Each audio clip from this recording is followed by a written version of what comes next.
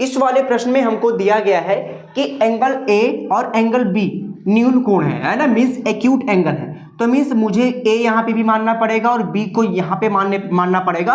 ऐसे में जो सी है वो राइट एंगल हो जाएगा, क्योंकि कहा है कि भाई दोनों ए और बी क्या होने चाहिए, एक्यूट एंगल होने चाहिए। क्या होने चाहिए, एक्यूट एंगल होने चाहिए।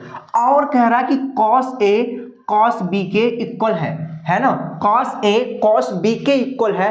तो मुझे प्रूव क्या करना है, प्रूव करना है एंगल ए और एंगल बी, मींस ये वाला एंगल इस वाले एंगल के इक्वल है। देखो इस वाले क्वेश्चन करने के लिए बहुत सिंपल तरीका है। देखो अगर मुझे ये वाला एंगल और इस वाले एंगल को इक्वल प्रूव करना है तो इसके जो अपोजिट साइड है, इसकी जो सामने वाली साइड है इक्वल कर दो इसके सामने वाले साइड को, है ना। मींस इसके सामने साइड है BC, इसके सामने साइड है AC। मींस अगर हम कैसे भी करके AC और BC को इक्वल कर दें तो हम कह सकते हैं कि angle A equal angle B के। ओके देखो अभी अब इसको करने के लिए हम क्वेश्चन का ही सहारा लेते हैं। हमको गिवन है कि cos A और cos B इक्वल है, जितनी cos A होगी उतनी cos B है। तो चलो देखें कि cos A फाइंड कैसे किया गया होगा। cos A है ना इक्वल टू cos B। अब अगर मैं cos A की बात करता हूं तो भाई cos A, अब थीटा ना मान करके इसका नाम A ही बोला जा रहा है, कोई दिक्कत नहीं है। cos A फाइंड आउट कैसे होता है, बहुत सिंपल तरीका है, आपको फार्मूला याद होगा। तो आधार बटे कर्ण होता है cos A, है ना, आधार बटे कर्ण। और cos B भी फार्मूला तो वही होगा, फार्मूला थोड़ा नहीं चेंज होगा बाबू, है ना, आधार बटे कर्ण। अब मुझे ये बताओ कि A से जब मैं देखता हूं A से, तो इसका आधार क्या है, इसके साथ लगी हुई भुजा, है ना। अब बाबू कभी ये ट्रायंगल ऐसे रहा होगा तो AC पे रुका रहा होगा, तो A के अकॉर्डिंग जो भी कर्ण को छोड़ के भुजा इसे लगी हुई है वही उसी भुजा को हम बोलते हैं आधार। तो ऐसे में तो AC आधार हो जाएगा।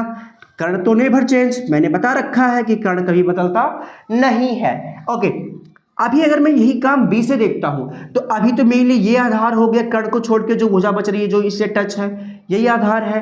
क्या आधार है, कहूंगा BC आधार है। अच्छा BC आधार हो गया, चलो कर्ण तो वही रहेगा, कहूंगा हाँ। तो ये बताओ अगर ऐसे कंडीशंस पे मैं यहाँ पे अगर क्रॉस मल्टीप्लाई करवा दूं, क्या करवा दूं बाबू, क्रॉस मल्टीप्लाई कर दो बस, और कुछ नहीं है, क्रॉस मल्टीप्लाई। तो ये हो जाएगा, है ना। अच्छा सॉरी, यहाँ पे ये जो कर्ण है ना, मैंने AC वो बाई डिफॉल्ट लगता है ना कि हमेशा कर्ण AC होता, तो वैसे हो गया।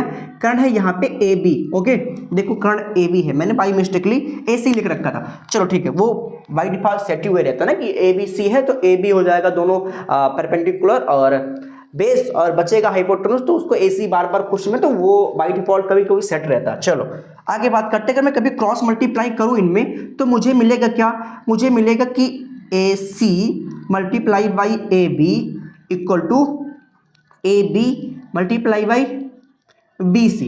अगर मैं इस AB को इधर भेजूंगा, इधर मल्टीप्लाई में, उधर जाएगा, चला जाएगा डिवाइड में, तो कट जाएगा AB ABC। मैं यहीं पे काट देता हूँ, चीज़ों को थोड़ा सा शॉर्ट रखते हैं, ठीक है। तो बच क्या रहा मेरे पास, बच रहा है कि AC वाली साइड BC वाले साइड के इक्वल है, AC वाली साइड BC वाले साइड के इक्वल है। तो हम अभी क्या लिख सकते हैं, तो है ना, या फिर अतः लिखेंगे ज़्यादा बेहतर रहेगा।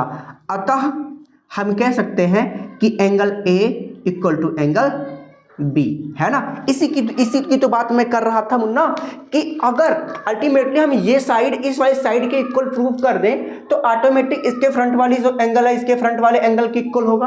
ट्रायंगल का एक रूल होता है कि अगर किसी बराबर एंगल के सामने वाले जो कोण, बराबर एंगल के सामने वाली जो साइड होती है ना, वो बराबर एंगल के दोनों बराबर होती है। मीन्स अगर एंगल A इक्वल है एंगल B के, तो एंगल A के सामने वाली जो साइड होगी एंगल B के सामने वाली साइड के इक्वल होगी। ये ट्रायंगल का एक रूल है, ओके।